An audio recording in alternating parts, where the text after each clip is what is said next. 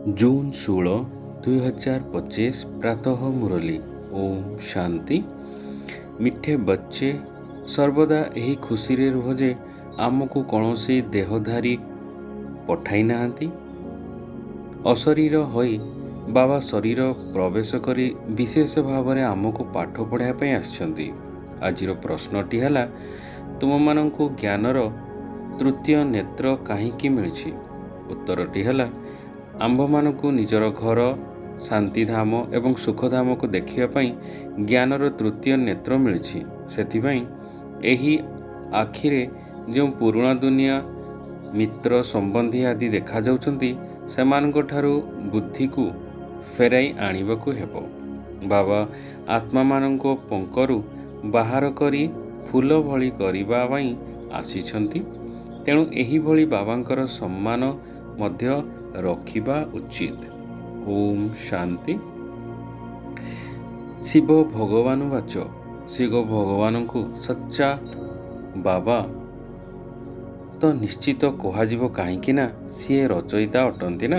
एबे तुमे माने सेही संतान अट जहाँ को भगवान भगवान वाच बा भगवती कहिबा पाठ पढ़ाउछंती। एकमात्र एकथा तो समस्ते भल भाव जानिछंती। एपरी केही स्टूडेंट नथिबे जे कि निजर टीचर को निज पाठ पढ़ा को एवं ताहार फलाफल को जानी नथिबो। यांकु स्वयं भगवान पाठ पढ़ाउछंती। तेबे सेही पिलामानंकु केते खुशी हेबा दरकार। एही खुशी स्थायी काहींकी नुहे। तुमे माने जानिछ जे आमको कौनसी देहधारी मनुष्य पाठ पढ़ाई पारिबे नहीं। अशरीर बाबा विशेष करी तुमମାନଙ୍କୁ पाठ पढ़ाया पाई एही शरीर रे प्रवेश करिथांती। एकथा काहाकू जणा नहीं जे भगवान आसी तुमମାନଙ୍କୁ पाठ पढ़ाउछंती। तमे जानुछ जे आमे भगवानंकर संतान। से आमको पाठ पढ़ाउछंती। से ज्ञानर सागर अटंती। एबे शिव बाबांकर सम्मुख रे तुमे माने बसिछ। आत्मा एवं परमात्मांकर मिलन एवं एहा ही होछि। एही कथा को भूली जाओ नहीं। परंतु माया एपरी जीए की भुलाई दउछि। निशा वा खुशी करिबा दरकार जे आमको भगवान पाठ पढ़ाउछंती तांकु निरंतर स्मरण करिबा दरकार। परंतु एठारे तो एभली अछंती जेउ माने कि बिल्कुल ही भूली जाइछंती, किछि भी जानि पारु नाहंती। भगवान निजे कहउछंती जे बहुत पिला एकथा भूली जाइछंती। नचेत सेही भली खुशी रहिबा दरकार ना।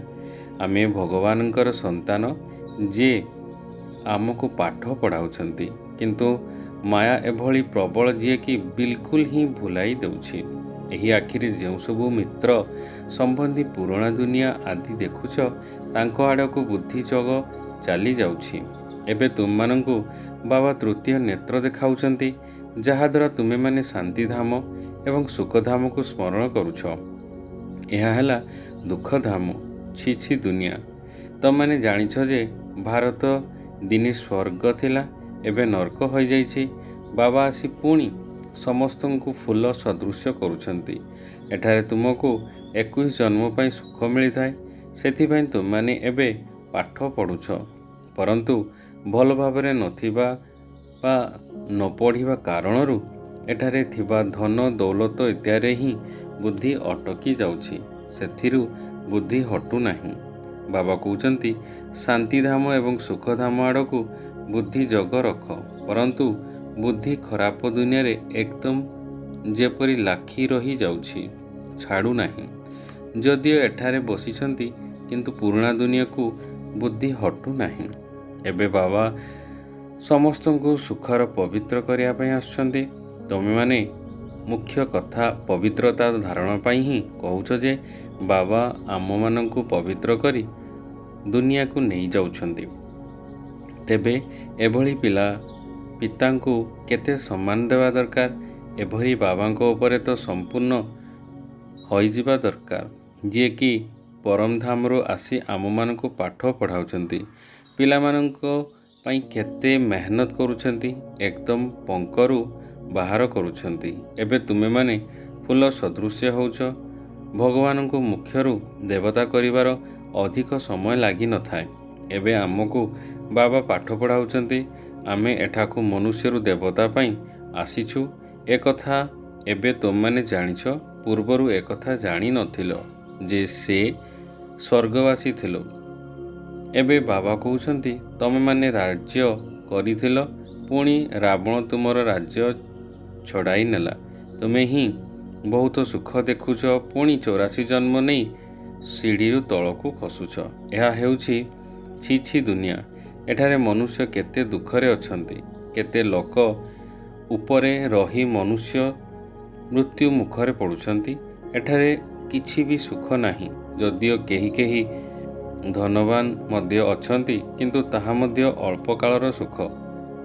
କାଗ ବିଷ୍ଠା ସମ୍ମାନ ଅଟେ। ଏହାକୁ କୁହାଯାଉଛି ବିଷୟ ବୈତରଣୀ ନଦୀ। ସ୍ୱର୍ଣ୍ଣରେ ତ ଆମେ ବହୁତ ସୁଖୀ ହେବା। ଏବେ ତମମାନେ ଶ୍ୟାମଳରୁ ଗରା ହେଉଛ। ତମମାନେ ଜାଣୁଛ ଯେ ଆମେ ହିଁ ଦେବତା ଥିଲୁ, ପୁଣି ପୁନର୍ଜନ୍ମ ନେଇ ଏବେ ବେଶ୍ୟାଳୟରେ ଆସି ପହଞ୍ଚି ଯାଇଛୁ। ଏବେ ପୁଣି ମୁଁ ଆସି ତୁମମାନଙ୍କୁ ଶିବାଳୟରୁ ନେଇଯାଉଛି।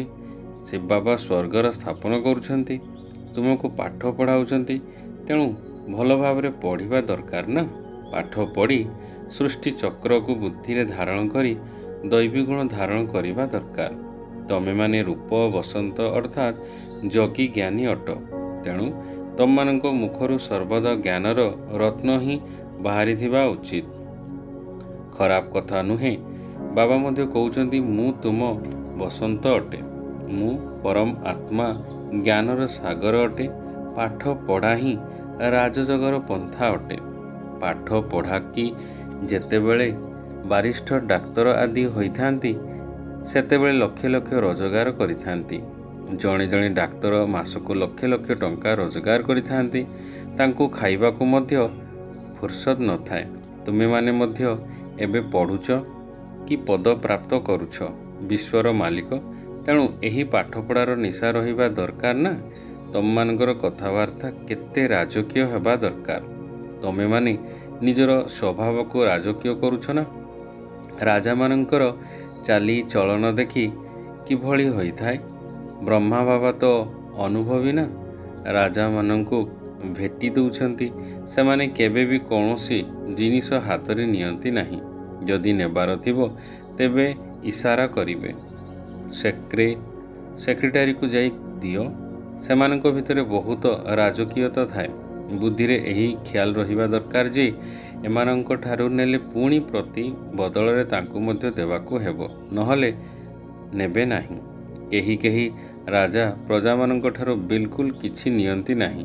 କେହି ତ ବହୁତ ନେଉଛନ୍ତି। ରାଜାମାନଙ୍କ ଭିତରେ ମଧ୍ୟ ଫରକ ରହିଛି। ଏବେ ତୁମେମାନେ ସତ୍ୟ ଯୁଗରେ ଡବଲ ମୁକୁଟଧାରୀ ରାଜା ହେବାକୁ ଯାଉଛ। ଡବଲ ମୁକୁଟଧାରୀ ହେବା ପାଇଁ ପବିତ୍ରତା ନିଶ୍ଚିତ ଦରକାର। ଏହି ବିକାରୀ ଦୁନିଆକୁ ଛାଡ଼ିବାକୁ ହେବ। ତମମାନେ ବିକାରକୁ ତ୍ୟାଗ କରିଛ। କେହି ବିକାରୀ ଏଠାରେ ଆସି ବସିପାରିବେ ନାହିଁ। ଯଦି ନ ଜଣାଇ ଆସି ବସିଯାଆନ୍ତି ତେବେ ସେମାନେ ନିଜର ହିଁ କ୍ଷତି କରିଥାନ୍ତି। କେହି କେହି ଚାଲାକି କରିଥାନ୍ତି। ଏଭଳି କରିଲେ କାହାକୁ କ'ଣ ଜଣାପଡ଼ିବ କି? ବାବା ଚାହେ ଦେଖନ୍ତୁ ବା ନ ଦେଖନ୍ତୁ, ସେମାନେ ନିଜେ ହିଁ ପାପ ଆତ୍ମା ଦେଖାଉଛନ୍ତି। ତୁମେ ମଧ୍ୟ ପାପ ଆତ୍ମା ଥିଲ।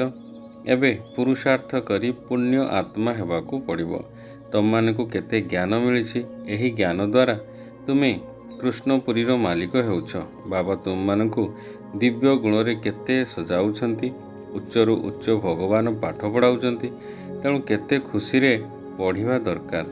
ଏପରି ପାଠ ନ କେହି ସୌଭାଗ୍ୟଶାଳୀ ହିଁ ପଢ଼ିଥାନ୍ତି, ପୁଣି ସାର୍ଟିଫିକେଟ୍ ମଧ୍ୟ ନେବାକୁ ହେବ।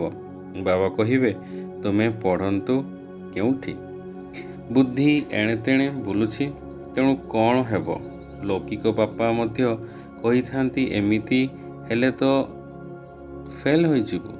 କେହି ତ ପାଠ ପଢ଼ି ଲକ୍ଷ ଲକ୍ଷ ଟଙ୍କା ରୋଜଗାର କରିଥାନ୍ତି। କେହି କେହି ତ ଦେଖ ଏଣେ ତେଣେ ଘୂରି ବୁଲୁଥାନ୍ତି। ତମମାନଙ୍କୁ ମାତା ପିତା ଏବଂ ଅନ୍ୟାନ୍ୟ ଭାଇ ଯେଉଁମାନେ ନିଜେ ଭଲ ଭାବରେ ପାଠ ପଢ଼ିଥାନ୍ତି ଏବଂ ଅନ୍ୟମାନଙ୍କୁ ମଧ୍ୟ ପଢ଼ାଇଥାନ୍ତି, ଏହି ଧନ୍ଦା କରିଥାନ୍ତି। ସେଇମାନଙ୍କୁ ହିଁ ଅନୁକରଣ କରିବାକୁ ହେବ। ପ୍ରଦର୍ଶନୀରେ ଅନେକଙ୍କୁ ବୁଝାଇଥାନ୍ତି ନା। ଆଗକୁ ଗଲେ ଯେତେ ଦୁଃଖ ବଢ଼ି ଚାଲିବ ସେତେ ମନୁଷ୍ୟଙ୍କଠାରୁ ବୈରାଗ୍ୟ ଆସିବ ଏବଂ ସେମାନେ ଏହି ପାଠପଢ଼ାରେ ଲାଗିଯିବେ। ଦୁଃଖ ସମୟରେ ଭଗବାନଙ୍କୁ ବହୁତ ମନେ ପକାଇବେ। ଦୁଃଖରେ ମରିବା ସମୟରେ ହେ ରାମ, ହାୟ ଭଗବାନ କହିଥାନ୍ତି। ତୁମମାନଙ୍କୁ ତ ସେହିଭଳି କିଛି କରିବାର ନାହିଁ। ତୁମମାନେ ତ ଖୁସିରେ ନିଜକୁ ପ୍ରସ୍ତୁତ କରୁଛ। କେତେବେଳେ ଏହି ପୁରୁଣା ଶରୀରକୁ ଛାଡ଼ିବାକୁ ଆଉ ଆମେ ନିଜ ଘରକୁ ଯିବୁ। ପୁଣି ସେଠାରେ ଶରୀର ମଧ୍ୟ ସୁନ୍ଦର ମିଳିବ। ପୁରୁଷାର୍ଥ କରି ଶିକ୍ଷାଦାତା ଶିକ୍ଷକଙ୍କ ଠାରୁ ମଧ୍ୟ ଆଗକୁ ଯିବା ଦରକାର। ଏଭଳି ମଧ୍ୟ ହେଉଛି ଶିକ୍ଷାଗତ ଶିକ୍ଷକଙ୍କ ଠାରୁ ମଧ୍ୟ ଛାତ୍ରମାନଙ୍କର ଅବସ୍ଥା ବହୁତ ଭଲ ରହୁଛି। ବାବା ତ ସମସ୍ତଙ୍କୁ ଜାଣୁଛନ୍ତି ନା। ତୁମେ ସନ୍ତାନମାନେ ମଧ୍ୟ ଜାଣିପାରୁଛ। ନିଜ ଭିତରକୁ ଦେଖିବା ଦରକାର। ଆମ ଭିତରେ କ'ଣ ତ୍ରୁଟି ରହିଛି। ମାୟାର ବିଘ୍ନ ଅତିକ୍ରମ କରିବାକୁ ହେବ। ସେଥିରେ ବାନ୍ଧି ହେବା ଉଚିତ ନୁହେଁ। ଯେଉଁମାନେ କହୁଛନ୍ତି ମାୟା ତ ବହୁତ ଶକ୍ତିଶାଳୀ, ଆମେ ଏହି ମାର୍ଗରେ ଚାଲିବାକୁ ଯିବୁ ଯଦି ଏପରି ଭାବରେ ତେବେ ମାୟା ଏକଦମ କଞ୍ଚା ଖାଇଦେବ, ଯେପରି ହାତୀକୁ କୁମ୍ଭୀର ଖାଇଲା। ଏସବୁ ବର୍ତ୍ତମାନ କଥା ନା। ଭଲ ଭଲ ସନ୍ତାନମାନଙ୍କୁ ମଧ୍ୟ ମାୟାରୂପୀ କୁମ୍ଭୀର ଏକଦମ ଗିଳି ଦେଇଥାଏ। ନିଜକୁ ତାଠାରୁ ମୁକୁଳାଇବା ପାଇଁ ନଥାନ୍ତି। ନିଜେ ମଧ୍ୟ ବୁଝି ଯାଇଥାନ୍ତି ଯେ ଆମେ ମାୟାର ଚାପୁଡ଼ାରୁ ମୁକ୍ତ ହେବା ପାଇଁ ଚାହୁଁଛୁ, ପରନ୍ତୁ ମାୟା ମୁକ୍ତ ହେବା ପାଇଁ ଦେଇନଥାଏ। ତେଣୁ କହିଥାନ୍ତି ବାବା ମାୟାକୁ କୁହନ୍ତୁ ଏପରି ନ ଧରୁ। ଆରେ ଏହା ତ ଯୁଦ୍ଧକ୍ଷେତ୍ର ନା। ଯୁଦ୍ଧକ୍ଷେତ୍ରରେ କ'ଣ ଏପରି କହିବେ ଯେ ଏହାକୁ କୁହ ମୋତେ ପଞ୍ଝା ଲଢ଼ାଉ ଅର୍ଥାତ୍ ଆକ୍ରମଣ ନ କରୁ। ଖେଳରେ ଏପରି କୌଣସି କହିବେ କି ଆମ ଆଡ଼କୁ ବଲ୍ ଦିଅ ନାହିଁ। ସଙ୍ଗେ ସଙ୍ଗେ କହିଦେବେ ଯୁଦ୍ଧକ୍ଷେତ୍ରକୁ ଆସିଛ ତ ଲଢ଼ାଇ କର। ଏଠାରେ ମଧ୍ୟ ମାୟା ଖୁବ୍ ହଇରାଣ କରିଥାଏ। ତୁମେ ବହୁତ ଉଚ୍ଚ ପଦ ପାଇପାରିବ। ତୁମମାନଙ୍କୁ ଭଗବାନ ପାଠ ପଢ଼ାଉଛନ୍ତି, କ'ଣ କମ୍ କଥା କି? ପୁରୁଷାର୍ଥର ତୁମମାନଙ୍କୁ ଭଗବାନ ପାଠ ପଢ଼ାଉଛନ୍ତି, କ'ଣ କମ୍ କଥା କି? ସମସ୍ତଙ୍କୁ ସଉକ ରହିବା ଦରକାର ଯେ ଆମେ ଆମର ଭବିଷ୍ୟତ ଜୀବନକୁ ହୀରା ସମାନ କରିଛୁ। ସେଥିପାଇଁ ବିଘ୍ନ ସମାପ୍ତ କରିଚାଲ। କେମିତି ବି ହେଉନା କାହିଁକି ବାବାଙ୍କ ଠାରୁ ବର୍ଷା ନିଶ୍ଚିତ ନେବାକୁ ହେବ। ନଚେତ୍ ଆମେ କଳ୍ପ ଫେଲ୍ ହୋଇଯିବୁ। ଯଦି କେହି ସାହୁକାର ସନ୍ତାନ ହୋଇଥିବେ, ତାଙ୍କ ଲୌକିକ ପିତା ତାଙ୍କଠାରୁ ଈଶ୍ୱରୀୟ ପାଠ ବନ୍ଦ କରୁଥିବେ, ତେବେ ସିଏ କହିବେ ମୁଁ ଏହି ଲକ୍ଷ ଲକ୍ଷ ଟଙ୍କା କ'ଣ କରିବି? ମୋର ତ ବେହଦର ବାବାଙ୍କଠାରୁ ବିଶ୍ୱର ବାଦଶାହୀ ନେବାର ଅଛି। ଏହି ଲକ୍ଷ କୋଟି ସବୁ ଭସ୍ମୀଭୂତ ହୋଇଯିବ। କାହାର ମାଟି ତଳେ ଦବିଯିବ, କାହା ନିଆଁରେ ପଡ଼ିଯିବ। ସମସ୍ତେ ସୃଷ୍ଟି ରୂପକ ପାଗଳ ତାକୁ ନିଆଁ ଲଗାଇବେ। ଏହା ତ ରାବଣର ଟଙ୍କା ଅଟେ। ତୁମେ ସବୁ ସୀତା ଅଟ। ଏବେ ରାମ ଶିବବାବା ଆସିଛନ୍ତି। ସମଗ୍ର ଧରିତ୍ରୀ ଏକ ଟାପୁ ଅଟେ। ବାସ୍ତବରେ ବର୍ତ୍ତମାନ ସମୟରେ ହିଁ ରାବଣ ରାଜ୍ୟ ଚାଲିଛି। ବାବା ଆସି ରାବଣ ରାଜ୍ୟକୁ ବିନାଶ କରି ତୁମମାନଙ୍କୁ ରାମ ରାଜ୍ୟର ମାଲିକ କରୁଛନ୍ତି। ତୁମର ତ ଆନ୍ତରିକ ଖୁସି ବହୁତ ରହିବା ଦରକାର। ଗାୟନ ମଧ୍ୟ ରହିଛି ଯେ ଅତୀନ୍ଦ୍ରିୟ ସୁଖ ପଚାରିବ ତ ପିଲାମାନଙ୍କୁ ପଚାର। ତୁମେ ପ୍ରଦର୍ଶନୀରେ ନିଜର ସୁଖ କଥା ଜଣାଇଥାଅ ନା। ଆମେ ଭାରତକୁ ସ୍ୱର୍ଗରେ ପରିଣତ କରୁଛ। ଶ୍ରୀମତ୍ ଆଧାରରେ ଭାରତର ସେବା କରୁଛ। ତୁମମାନେ ଯେତେ ଶ୍ରୀମତରେ ଚାଲିବ ସେତେ ଶ୍ରେଷ୍ଠ ହେବ। ତୁମକୁ ମତ ଦେଲାବାଲା ତ ବହୁତ ବାହାରିବା, କିନ୍ତୁ ତାହା ମଧ୍ୟ ପରଖିବାକୁ ହେବ ଏବଂ ନିଜକୁ ସମ୍ଭାଳିବାକୁ ହେବ। କେଉଁଠି ମାୟା ମଧ୍ୟ ଗୁପ୍ତ ରୂପରେ ପ୍ରବେଶ ହୋଇଥାଏ। ତୁମମାନେ ବିଶ୍ୱର ମାଲିକ ହେବାକୁ ଯାଉଛ। ତେଣୁ ଆନ୍ତରିକ ଖୁସି ବହୁତ ରହିବା ଦରକାର। ତୁମେ କହିଥାଅ ଯେ ବାବା ଆମେ ଆପଣଙ୍କ ଠାରୁ ସ୍ୱର୍ଗର ସମ୍ପତ୍ତି ନେବା ପାଇଁ ଆସିଛୁ। ସତ୍ୟ ନାରାୟଣ କଥା ଶୁଣି ଆମେ ନରରୁ ନାରାୟଣ, ନରୀରୁ ଲକ୍ଷ୍ମୀ ହେବୁ। ତୁମେ ସବୁ ହାତ ଉଠାଇଥାଅ ଯେ ବାବା ଆମେ ଆପଣଙ୍କର ସମ୍ପୂର୍ଣ୍ଣ ବର୍ଷା ନିଶ୍ଚିତ ନେବୁ। ନଚେତ୍ ଆମେ କଳ୍ପ ହରାଇ ବସିବୁ। କୌଣସି ବି ବିଘ୍ନକୁ ଆମେ ସମାପ୍ତ କରି ଦେଇପାରିବୁ। ଏତିକି ବାହାଦୁରୀ ଦେଖାଇବା ଦରକାର। ତୁମେମାନେ ଏତିକି ବାହାଦୁରୀ ଦେଖାଇଛ ନା। ଯାହାଙ୍କଠାରୁ ବର୍ଷା ମିଳୁଛି ତାଙ୍କୁ କ'ଣ ଛାଡ଼ିଦେବା? କେହି ତ ରହିଗଲେ, କେହି ପୁଣି ଚାଲିଗଲେ। ଭଲ ଭଲ ଭଉଣୀମାନଙ୍କୁ ମଧ୍ୟ ମାୟା ଖାଇଗଲା। ମାୟା ଅଜଗର ଖାଇ କରି ସମ୍ପୂର୍ଣ୍ଣ ଗିଳିଦେଲା। ଏବେ ବାବା ବୁଝାଉଛନ୍ତି ଯେ ଆତ୍ମଗଣ ବହୁତ ସ୍ନେହରେ ବୁଝାଉଛନ୍ତି, କିନ୍ତୁ ଏହି ପତିତ ଦୁନିଆରେ ଆସି ପାବନ ଦୁନିଆରେ ସ୍ଥାପନ କରୁଛି। ଏବେ ପତିତ ଦୁନିଆରେ ସମାପ୍ତି ସମ୍ମୁଖରେ ଉପସ୍ଥିତ। ମୁଁ ତୁମମାନଙ୍କୁ ରାଜାଙ୍କର ରାଜା କରୁଛି, ପତିତ ରାଜାମାନଙ୍କର ମଧ୍ୟ ରାଜା। ଏହି ମୁକୁଟଧାରୀ ରାଜାମାନେ ଡବଲ ମୁକୁଟଧାରୀ ରାଜାମାନଙ୍କୁ ମୁଣ୍ଡ କାହିଁକି ନୁଆଇଥାନ୍ତି? ଅଧା କଳ୍ପ ପରେ ଯେତେବେଳେ ସେହି ପବିତ୍ରତା ଚାଲିଯାଇଥାଏ, ସେତେବେଳେ ରାବଣ ରାଜ୍ୟରେ ସମସ୍ତେ ଭିକାରୀ ଓ ପୂଜାରୀ ହୋଇଥାନ୍ତି। ତେଣୁ ଏବେ ବାବା ପିଲାମାନଙ୍କୁ ବୁଝାଉଛନ୍ତି ଯେ କୌଣସି ଅବହେଳା କର ନାହିଁ। ଏକଥା କେବେ ହେଲେ ଭୁଲିଯାଅ ନାହିଁ। ଭଲ ଭାବରେ ପାଠ ପଢ଼। ଯଦି ପ୍ରତିଦିନ କ୍ଲାସରେ ଉପସ୍ଥିତ ରହିପାରୁନାହଁ, ତେବେ ମଧ୍ୟ ବାବା ସବୁ ପ୍ରକାରର ଯୋଜନା ନେଇଯାଇପାରିବେ। 7 ଦିନର କୋର୍ସ କର, ଯାହାଦ୍ୱାରା ମୁରଲୀକୁ ସହଜରେ ବୁଝିପାରିବ। କେଉଁଠାକୁ ବି ଯାଅ, ଏହି 2ଟି ଶବ୍ଦ ମନେ ପକାଅ। ଏହା ହେଲା ମହାମନ୍ତ୍ର।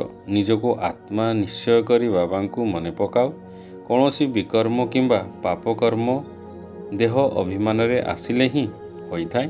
ବିକର୍ମରୁ ରକ୍ଷା ପାଇବା ପାଇଁ ହେଲେ ବୁଦ୍ଧିର ପ୍ରତି ଏକମାତ୍ର ବାବାଙ୍କର ସହିତ ଲଗାଇବାର ଦରକାର। କୌଣସି ଦେହଧାରୀଙ୍କ ସହିତ ନୁହେଁ, କେବଳ ଜଣଙ୍କ ସହିତ ବୁଦ୍ଧି ଯୋଗ ଲଗାଅ। ଶେଷ ପର୍ଯ୍ୟନ୍ତ ତାଙ୍କୁ ମନେ ପକାଅ, ତେବେ ଯାଇ କୌଣସି ବିକର୍ମ ହେବ ନାହିଁ। ଏହା ତ ସଢ଼ି ଯାଉଥିବା ଶରୀର ଅଟେ, ଯାହାର ଅଭିମାନ ଛାଡ଼ିଦିଅ। ନାଟକ ସମାପ୍ତ ହୋଇଯାଉଛି। ବର୍ତ୍ତମାନ ଆମର 84 ଜନ୍ମ ପୂର୍ଣ୍ଣ ହୋଇଛି। ଏହା ପୁରୁଣା ଆତ୍ମା ଏବଂ ପୁରୁଣା ଶରୀର ଅଟେ। ଏବେ ତମ ପ୍ରଧାନରୁ ଶତପ୍ରଧାନ ହେବାକୁ ପଡ଼ିବ। ପୁଣି ଶରୀର ମଧ୍ୟ ଶତପ୍ରଧାନ ମିଳିପାରିବ। ଆତ୍ମାକୁ ଶତପ୍ରଧାନ କିପରି କରିବା? ଏହି ନିଶା ଲାଗିବାକୁ ହେବ।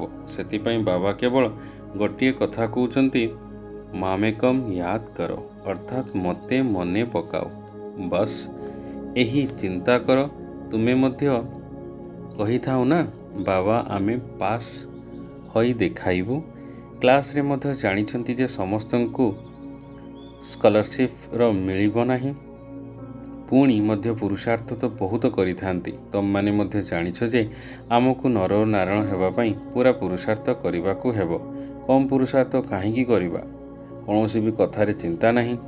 ଯୁଦ୍ଧ କଲେ ଚିନ୍ତା କରିନଥାଉ। କେହି କେହି କହିଥାନ୍ତି ଯେ ବାବା ବହୁତ ବିଘ୍ନ ସ୍ୱପ୍ନ ଆଦି ଆସୁଛି। ଏସବୁ ତ ହେବ। ତମମାନେ ଏକମାତ୍ର ବାବାଙ୍କୁ ସ୍ମରଣ କରିଚାଲ। ଏହି ଶତ୍ରୁ ଉପରେ ବିଜୟ ପ୍ରାପ୍ତ କର। କେବେ କେବେ ଏଭଳି ବି ସ୍ୱପ୍ନ ଆସିବ, ନା ମନରେ ନା ବୁଦ୍ଧିରେ ଥିବ। ଏଭଳି ମଧ୍ୟ ବିଘ୍ନ ଆସିବ। ଏକମାତ୍ର ହେଲା ମାୟା।